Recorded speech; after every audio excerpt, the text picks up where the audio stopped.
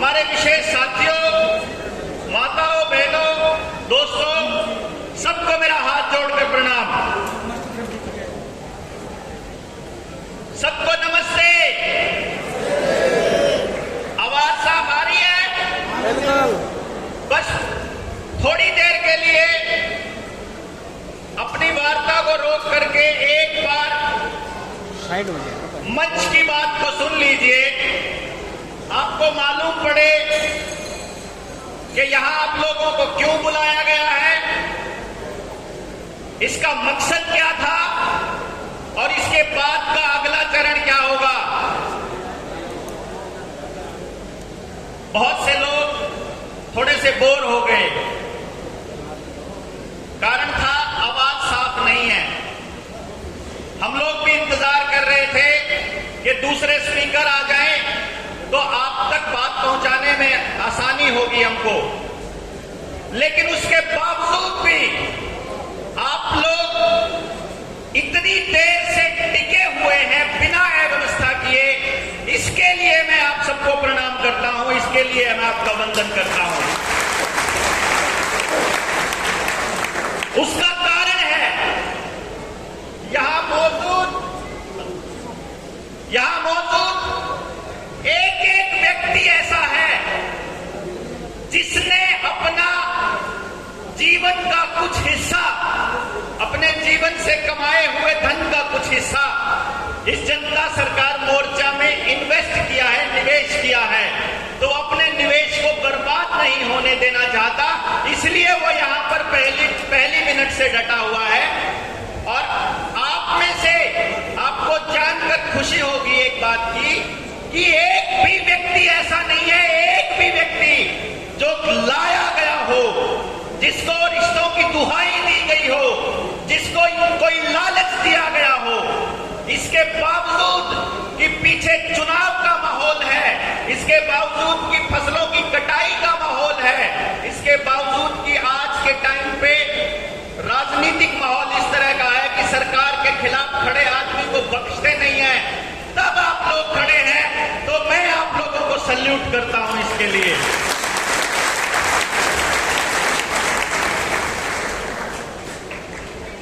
कुछ लोग कहते हैं पिछले 2.5 साल से आपकी नाक में दम कर रखा है। मैं कहता हूं आप जब से पैदा हुए हो तब से लेके आज तक आपकी जिंदगी कितने दिन आसान रही है बता तो दीजिए। आप जो कर रहे हो उस दिन से लेकर आज तक किसी की सरकार रही हो, आपको कब ऐसा महसूस हुआ हो कि हम सुरक्षित हैं, हमारी बहू बेटी सुरक्षित है, हमारे बच्चों का भविष्य सुरक्षित है और हम जो कर रहे हैं इसके लिए, ये जो हमारा किया हुआ है ये देश के लिए इस्तेमाल हो रहा है। मैं तो नहीं महसूस करता। गाड़ी ले रहा हूं तो मैं टैक्स दे रहा हूं, मैं पेट्रोल डीजल डलवा रहा हूं तो टैक्स दे रहा हूं, उसके बाद मैं टोल टैक्स दे रहा हूं। और पिछले 15 सालों से गाड़ी चलाते हुए भी मैं आपको बता दूं, मैंने आज तक एक भी सड़क ऐसी नहीं देखी है जिस पर मुझे उस टैक्स के दिए हुए का फायदा नजर आता हो। मैं अपने बच्चे की पढ़ाई के ऊपर दिन रात पैसा बर्बाद कर रहा हूं। मैं उसके लिए दिलो जान से लगा हुआ हूं मेहनत करने पर। उसके बावजूद भी मेरा पड़ोस ऐसा नहीं कि मैं उसके ऊपर भरोसा कर सकूं, उसके बावजूद भी मेरा प्रशासन ऐसा नहीं कि मैं उसके ऊपर भरोसा कर सकूं, इसके बावजूद भी मैं अपने बच्चे को ऐसी शिक्षा नहीं दिला पा रहा कि मैं ये भरोसा कर सकूं कि जब वो वहां से पास होगा तो उसकी जिंदगी आसान होगी, या वहां से पास होगा तो उसको जीवन यापन का कोई रास्ता मिलेगा, या उसको समाज में सम्मान सुनिश्चित होगा, या ऐसी कोई चीज जिसके लिए मैं प्रयास कर रहा हूं, मुझे तो नजर नहीं आ रहा। इसमें आपकी चहेती सरकार भी आ गई, इसमें जिसको आप पसंद नहीं करते वो सरकार भी आ गई। मुझे तो कुछ ऐसा नजर नहीं आया कि जिससे मैं समझूं कि सब कुछ बहुत बढ़िया हो रहा है। यही गरज लेकर के चले थे जब न्यू वर्ल्ड ऑर्डर का पता चला कि इतना बड़ा खेल चल रहा है, नौकरी पर होते हुए एक मिडिल क्लास फैमिली के लिए सरकारी नौकरी बहुत बड़ी चीज होती है। ये भी नहीं पता कि कल क्या होगा। हमने ये निर्णय ले लिया कि नहीं, गुलामी की जिंदगी से बेहतर है थोड़ा खा लेंगे लेकिन आजाद जिंदगी जिएंगे और चल पड़े एक रास्ते पर। ये मैं 2 साल और 6 साल और 8 साल की बात नहीं कर रहा हूं। 10 साल पहले जब ये निर्णय लिया कि मुझे नौकरी नहीं करनी है, उस वक्त मेरे सामने कोई रास्ता खुला नहीं था। मुझे नहीं मालूम था किस रास्ते लेकर के जाएंगे। मेरे माता पिता यहां बैठे हुए हैं, मेरे दोस्त मेरे रिश्तेदार भी यहां बैठे हुए हैं। हर आदमी की जबान पर एक बात थी कि ये सब कुछ बर्बाद करेगा, क्योंकि नौकरी सोनों को मिलती नहीं है और ये छोड़ने पर चला हुआ है। लेकिन मेरे को क्या था कि नहीं, आने वाले वक्त में ये नौकरियां भी नहीं बचनी है और मेरे बच्चे के लिए ऐसा भविष्य तैयार हो रहा है कि उसका सब कुछ बर्बाद होने वाला है। मैं चुपचाप कैसे सहन कर लूं, मुझसे नहीं होगा, मैं निकलूंगा, चाहे फेल हो जाऊं, उसके बाद आपसे माफी मांग लूंगा, लेकिन ट्राई जरूर करूंगा, कोशिश जरूर करूंगा। कोशिश की, हमने कहा हमारी परवरिश में गड़बड़ है, हमने कहा हम बच्चों को पालने में गड़बड़ कर रहे हैं। लोगों ने कहा कैसे?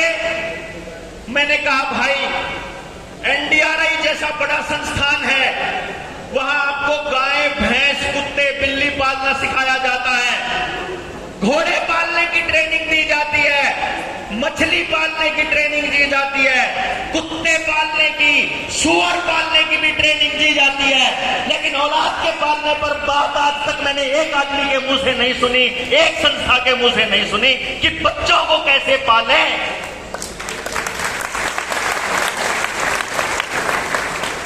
और सारी जड़ वहीं से शुरू हो रखी है, वहीं करप्शन चला हुआ है। अगर 2 सगे भाई हैं और उन दोनों के बच्चे अगर एक ही क्लास में पढ़ते हैं, वो दोनों की माएं रोज रात को बैठ करके चर्चा करती हैं कि तेरे भाई के तेरे से ज्यादा नंबर कैसे आ गए।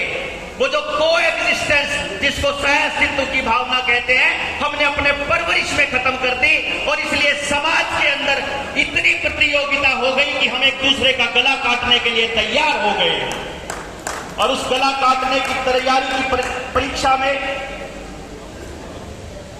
इस प्रोसेस में आपको आवाज साफ आ रही है? आ रही है? अभी बताइए, अब ठीक आ रही है? अब थोड़ी सी ठीक है? चलिए, इस कंपटीशन की दौड़ में हमने ऐसा माहौल बना लिया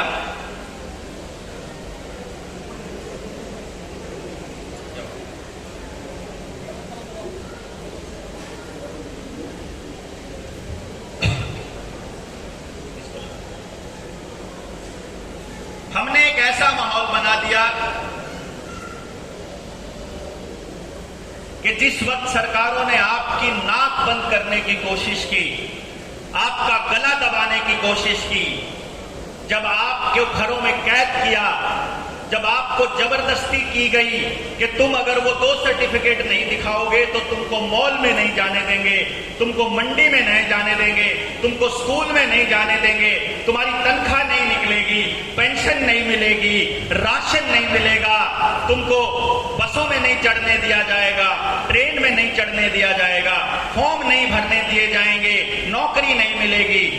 जब ये सरकारों ने जबरदस्ती की तो क्या हुआ?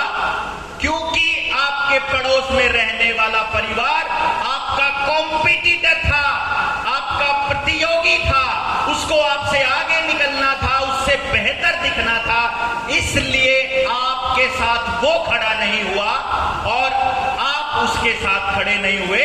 और उस अकेली दुनिया के अंदर हम लोग घरों में कैद होकर के रह गए कि सरकारें जो कर रही है हमें सहन करना पड़ेगा।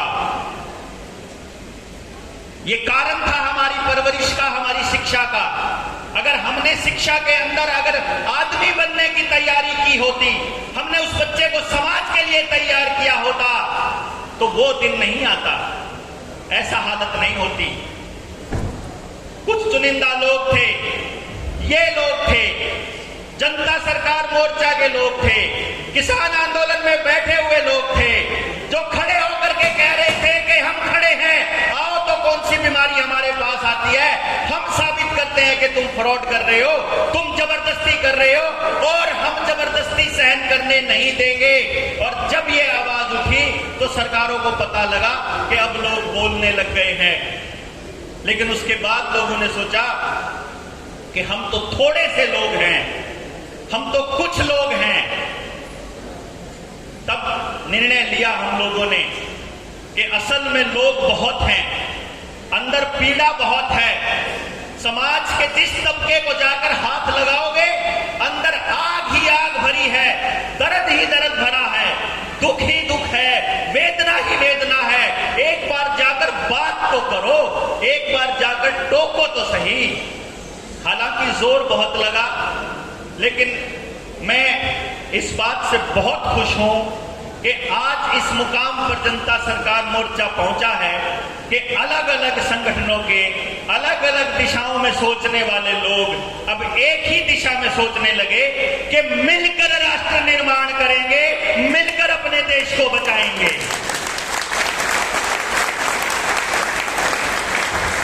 हमने स्लोगन रखा अपना, व्यक्ति निर्माण से राष्ट्र निर्माण। अपना निर्माण पहले नहीं किया, अपने परिवार का निर्माण पहले नहीं किया तो समाज का निर्माण नहीं कर पाएंगे। लेकिन इन व्यवस्थाओं ने ऐसे हालात पैदा कर दिए कि अगर मैं अपने परिवार को संभालने चलूं तो मेरे पास समाज के लिए वक्त नहीं बचेगा, और अगर मैं समाज के लिए चलूं तो मेरे पास परिवार को देने के लिए वक्त नहीं बचेगा। तो क्या करें? तो ऐसे लोग लेकर के आने होंगे जो समाज में जिन्होंने कुछ विशेष उपलब्धियां हासिल की हैं, जिनकी कुछ स्पेशलिटी है, जिनकी कुछ खासियत है, जिन्होंने समाज के लिए कुछ सोचा है। और उन लोगों को निकालने के लिए हमने प्रयास जारी किए कि भाई ऐसे बात नहीं बनेगी। समाज निर्माण, राष्ट्र निर्माण केवल तब होगा जब हम समाज की जड़ों पर काम करेंगे, जिसे हम बच्चे कहते हैं, जिसे हम शिक्षा कहते हैं। ये तब तक नहीं होगा जब तक हम अपने साथ जुड़े हुए लोगों को स्वावलंबी नहीं बना देते। ये तब तक संभव नहीं होता जब तक उनको समाज को कैसे लोग चाहिए वैसे लोग तैयार नहीं कर देते। और इसलिए ये सोचकर कि यात्रा बहुत लंबी है, हमने ये निर्णय ले ही लिया कि लोग 4 आए कि 40 आए, 4000 आए कि 4 लाख। हम ये निर्णय लेते हैं, जिन लोगों ने इस मुहिम को शुरू किया था, हमने ये निर्णय लिया था, एक काम करते हैं, हम एक माहौल बनाते हैं कि हम लोग सीधे सीधे राजनीति में नहीं जाएंगे, हम समाज निर्माण पे काम करेंगे। लोग कहने लगे कि राजनीति में नहीं जाओगे तो चीजों को कैसे बदलोगे? हमने कहा हम ही थोड़ी ये लोग हैं जो समाज को बदलने चले हैं। पीड़ा वाले कितने सारे लोग हैं।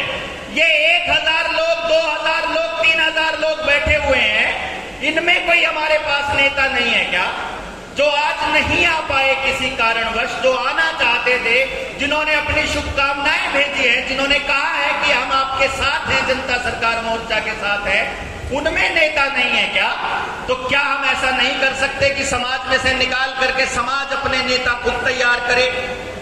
नहीं कर सकते क्या? हम ये कर सकते हैं और ये करना होगा, क्योंकि ये हमने निर्णय लिया कि भाई अगर समाज हमें इजाजत देगा तो हम लोग खुद अपने आप को बाहर रख के अपने साथियों में से लोगों को तैयार करेंगे।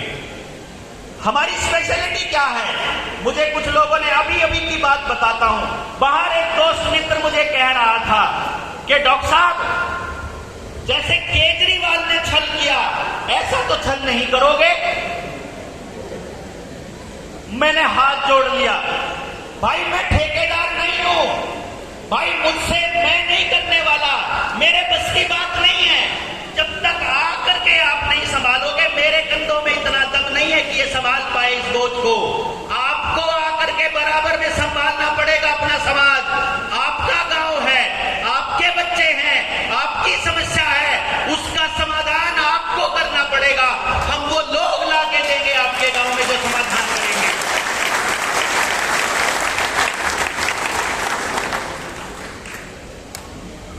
एक से एक योद्धा लोग हैं समाज के अंदर।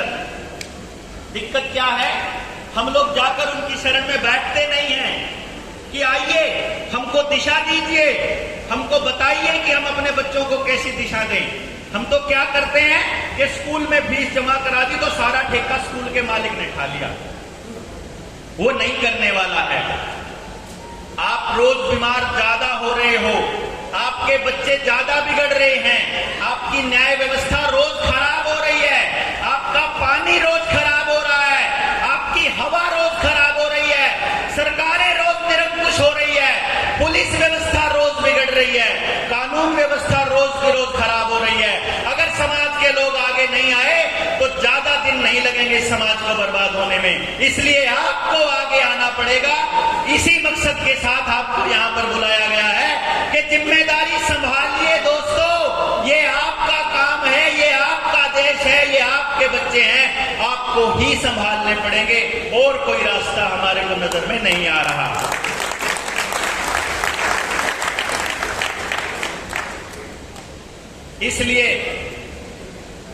इसलिए हमने ये निर्णय लिया कि हम तैयार करेंगे हमने एक अंबाला में ट्रेनिंग प्रोग्राम किया अपने साथियों का, एक हमने भिवानी में किया। शेर सिंह जी, आदरणीय शेर सिंह जी बैठे हुए हैं यहां पर, उनके सानिध्य में वहां हमने भिवानी के अंदर निमड़ीवाड़ा में प्रोग्राम किया। उसके बाद अब 2 ट्रेनिंग कार्यक्रम और करने का विचार है जो हर जिले में हम लोग जाकर के करके आएंगे। आपके गांव में जाकर के देखिए, आज से जब 10 साल पहले, या मैं कहूं 13 साल पहले, 2009 में, 2010-11 में मैं एक साइंस के ऊपर काम कर रहा था। मैं इस विद्या पे काम कर रहा था कि मुझे कुदरत ने पैदा कर दिया, मैं यूनिक हूं, मैं बिल्कुल अलग हूं दुनिया से। तो मैं कैसे अलग हूं मुझे कौन बताएगा? या तो मेरे स्कूल का टीचर बताएगा या मुझे मेरे माँ बाप बताएंगे। माँ बाप को तो मेरे लिए रोटी का और मेरी पढ़ाई का इंतजाम करने की फुर्सत नहीं है। स्कूल के मास्टर को नौकरी करनी है, उसको पास इतनी नॉलेज समझ नहीं है, तो फिर कौन करेगा भाई ये काम? और जब हमने इस पे काम किया तो आपको जानकर बड़ी खुशी भी होगी कि मैं इंडिया का पहला आदमी हूं जिसने इस चीज के ऊपर काम किया कि आज हम 3 साल की उम्र के बच्चे को यह बता सकते हैं, उसके बाद किसी भी बच्चे को, कि इस बच्चे के पास कैसा दिमाग है, कुदरत ने कैसा दिमाग दिया है और ये कैसे काम करने के लिए बना। अब मान लो आपके बच्चे को 3 साल की उम्र में, 5 साल की उम्र में ही पता चल जाए आपको कि आपका बच्चा इस तरह के काम करने के लिए बना है, उसको उसी के लिए तैयार कर लिया जाए और उसको उन्हीं कामों से जीवन यापन कैसे करना है ये सिखा दिया जाए, तो वो बच्चा उस अल्टीमेट हैप्पीनेस, जिसे परम आनंद कहते हैं, उस तक पहुंच जाएगा। उस तक पहुंचने का रास्ता तय हो जाएगा। यही सोचकर हम चले थे। ये तो जनता सरकार मोर्चा बन गया तो अब हमें लगता है कि हमारे सपनों को पंख लग गए। इतने सारे साथी बराबर में आके खड़े हो गए, अब तो कुछ बचा ही नहीं। मैं देवेंद्र बल्हारा, मेरा जनता सरकार मोर्चा से जुड़ने का एकमात्र मकसद है कि मैं अपने समाज के लोगों का साथ लेकर के एक ऐसे विद्यालय की स्थापना करना चाहता हूं, ऐसे विद्या केंद्र की स्थापना करना चाहता हूं जिसके अंदर जाने वाले बच्चे के बाद, जब वो बच्चा वहां माँ बाप दे दे तो उस बच्चे को समाज के लिए कैसे तैयार करना है ये स्कूल तय करेगा, ये विद्यालय तय करेगा, और बाहर निकलने के बाद समाज में उसको कहां स्थापित करना है ये काम भी विद्यालय ही करेगा।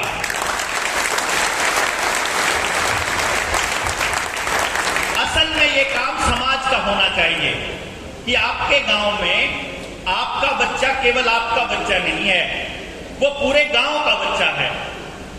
हम पुराने जो हमारे बुजुर्ग हैं वो कहा करते हैं कि भाई तू किसका बालक है। जैसे मेरे पिताजी का नाम श्री नफे सिंह है, तो मैं जब छोटा था तो मुझे कोई आपस में बात करते थे और ये कहते थे ना कि यू बालक किसका है, तो मैंने क्या करते यू नफे के नाम का है। कभी ये नहीं कहा कि ये नफे का है, नफे के नाम का, कि नाम तो नफे का आ गया लेकिन बालक साबते गांव का है। यो इसकी जिम्मेदारी साबते गांव की है।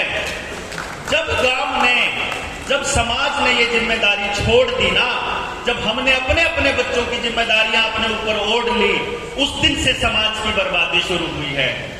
अब वो निर्णय लेने का समय आया है कि जिस व्यवस्था परिवर्तन की हम बात करते हैं, क्या हम ऐसे समाज की परिकल्पना कर सकते हैं कि समाज मिलकर के तय करे कि हमको कैसी शिक्षा चाहिए और समाज मिलकर के तय करे कि हमको कैसे बच्चे चाहिए, हमें अगली जनरेशन कैसी चाहिए। ये काम अगर समाज तय कर ले, यकीन मानिए ये जो बाहर की विदेशी ताकतों की जो शिक्षा है, जो हमारे ऊपर वेशभूषा और जो ये जबरदस्ती की व्यवस्था थोपी गई है, इसको ध्वस्त होने में ज्यादा समय नहीं लगेगा। ये मिट्टी के ढेर की तरह रह जाएगी, इसका मैं पूरा विश्वास है।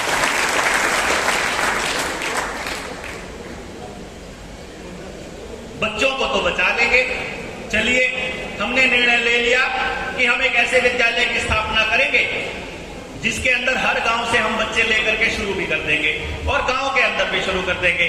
लेकिन जो आज तक हम लोगों के ऊपर जबरदस्ती की व्यवस्था ने जो बोझ डाला हुआ है, उसका क्या? एक तबका भी ऐसा नहीं है समाज के अंदर जो आज कर्जदार ना हो। बच्चे शिक्षा के लिए लोन ले रहे हैं, दुकानदार दुकान चलाने के लिए लोन ले रहे हैं, माँ बाप अपना घर बनाने के लिए, गाड़ी लेने के लिए, किसान जमींदार अपनी हर साल फसल उगाने के लिए, उसके बाद अपनी बेटियों की, अपने बच्चों की ब्याह करने के लिए, यहाँ तक कि आपको कोई भी काम करना हो, अब तो सरकार ये कहती है घर में रखे हुए सोने पर लोन ले लो, आपकी जमीन पर लोन ले लो, लाल डोरा तोड़ दिया घर पर लोन ले लो, डंगरों के राशन आधार कार्ड बना दिए उन पर लोन ले लो, तुम लोन ले लो, लोन ले लो। और आज एक एक आदमी इस टाइम कर्जे में डूबा हुआ है। गांव के अंदर चले जाओगे, किसानों की अगर मैं बात करूं, 90% में सेफ साइड के लिए बोल रहा हूं, 99% भी सेफ साइड के लिए बोल रहा हूं। एक भी किसान ऐसा नहीं है जिसकी जमीन आज किसान क्रेडिट कार्ड के नाम पर बैंकों में नीलाम ना पड़ी हो। अब बैंक ने उसको कब्जे में किया हुआ है। और हमारे बीच में हमारे विशेष आमंत्रण पर, स्पेशल आमंत्रण पर इस रुपये की, इस कर्जे की, इस लोन की, इस अर्थव्यवस्था की पूरी कुंडी को सुलझाने वाले आदरणीय घनश्याम वर्मा जी हमारे बीच में बैठे हुए हैं यहां पर। इनकी रिसर्च के हिसाब से मैं आपको बताऊं, अगर थोड़ी सी बात आपको कहूं, ये मेरे बाद में आपको सारी बातें बताने वाले हैं। इनको सुने बिना अगर आप लोग चले गए तो हमारा आप लोगों को यहां बुलाने का मकसद फेल हो जाएगा, यकीन मानिए। यदि आपने इनको सुन लिया और उसके बाद उसको समझ लिया तो हम आपके गांव में जाकर आपके बच्चों को ट्रेंड करेंगे। और यकीन मानिए, जनता सरकार मोर्चा हरियाणा से शुरुआत करेगा और उसके बाद पूरे भारत के हर व्यक्ति को कर्ज मुक्त करने का डिसीजन लेगा। भारत माता के इनकलाब। अगर इनकी बात सुन ली ना तो आपको क्या लगेगा कि इनका तो और कर्जा ले हुआ, उसके बाद कर्जा उतारेंगे। कैसे उतारेंगे ये आपको घनश्याम वर्मा जी बताएंगे। तो गलती मत करिएगा, आवाज कम आ रही हो कम सुन लीजिएगा। अगर डिस्टरबेंस आ रही है, मुझे पूरा यकीन है आप बर्दाश्त कर लेंगे। हमारी इस गलती को क्षमा करिएगा। व्यवस्थाओं में आकर के ये स्पीकर वाले ने ऐसा कचरा कर दिया कि आप तक आवाज इतनी साफ नहीं नहीं पहुंच रही, वरना ये कार्यक्रम बहुत ही आपके दिलो दिमाग तक पहुंचना था।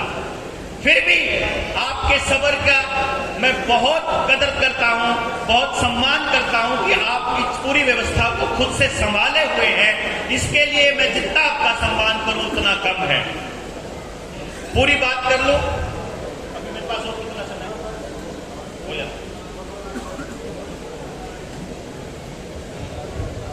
आप जाइएगा मत आखिर तक। आपके लिए 2-3 अनाउंसमेंट और हैं।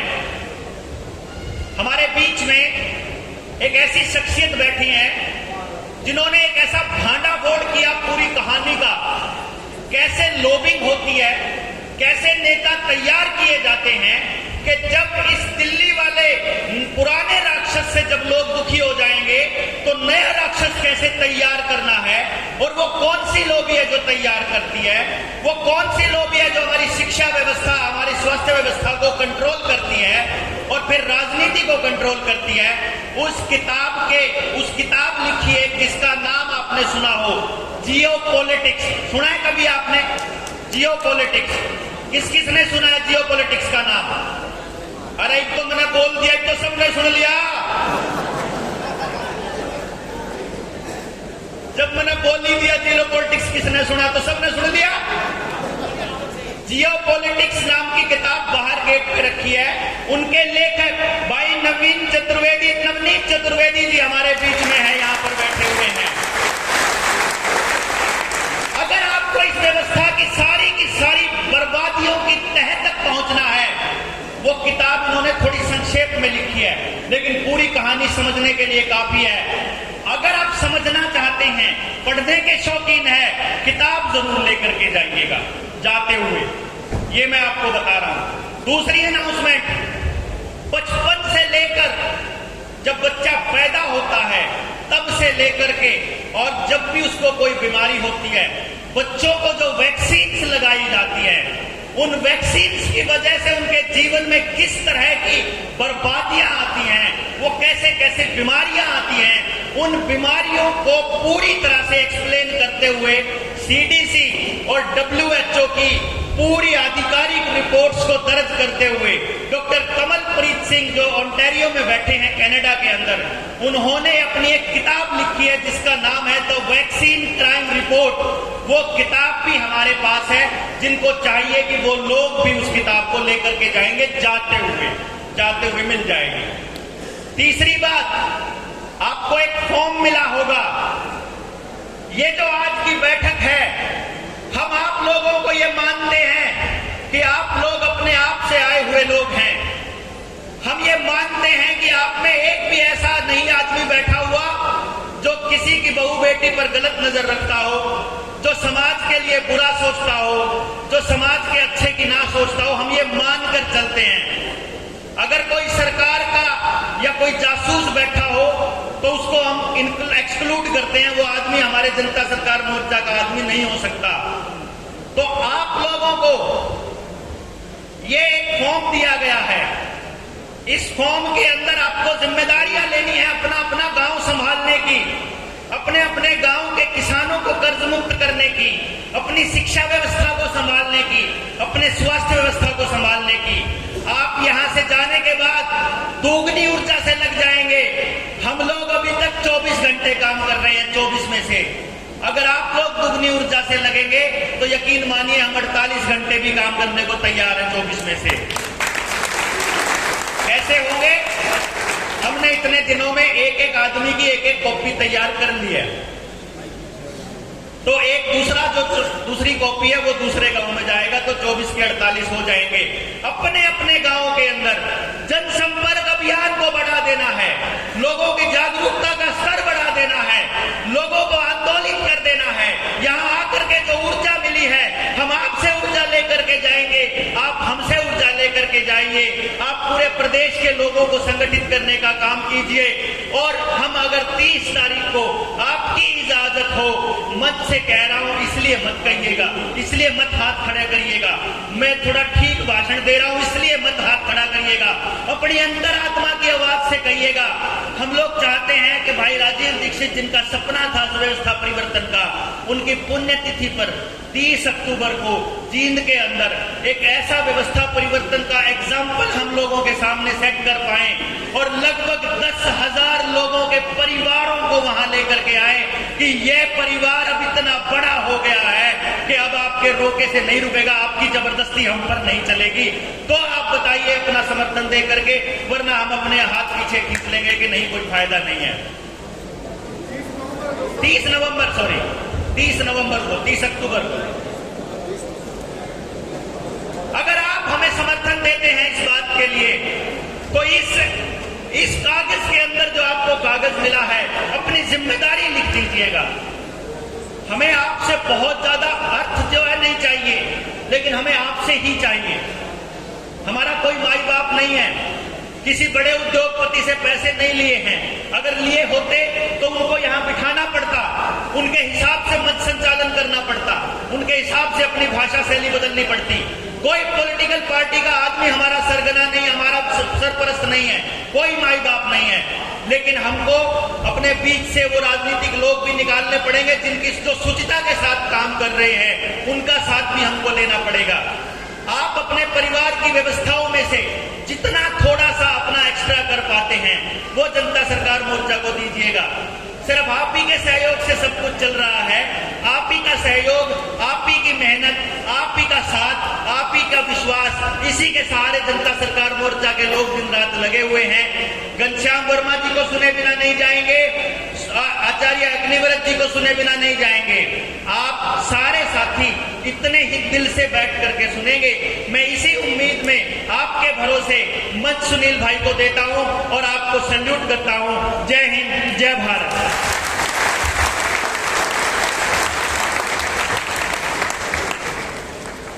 बहुत बहुत धन्यवाद भाई देवेंद्र जी।